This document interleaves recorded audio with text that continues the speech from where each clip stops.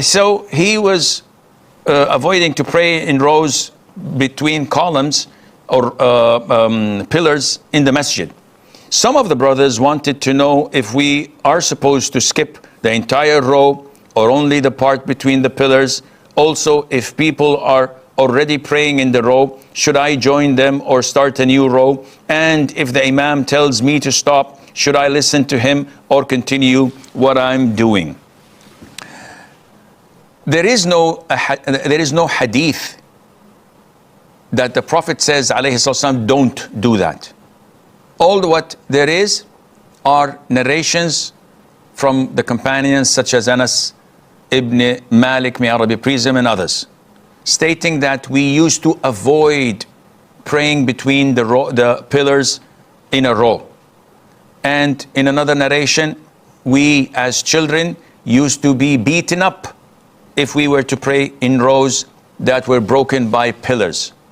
But there isn't nothing attributed to the Prophet ﷺ. Nevertheless, when the companions say and narrate that we used to do this at the time of the Prophet ﷺ, this has the ruling of the Prophet ordering them, or at least seeing it and approving it. So the ruling, according to the majority of scholars, is that one must not pray between the pillars or when there are pillars dividing the row. And they should skip the entire row so that the whole row is complete. Unfortunately, some masjids have many pillars that divide the rows.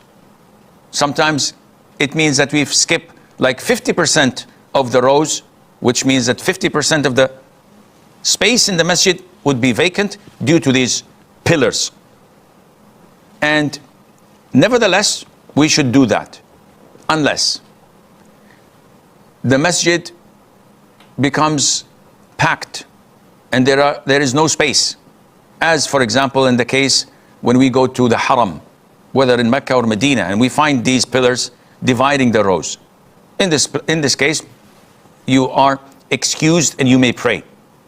Or in the case that I come to a masjid and I find half of the row already started between pillars, I should join them and not skip the row and pray on my own, because that would be dividing the ummah for no apparent reason. And if there is a sin, it's upon those who started the row in the first place.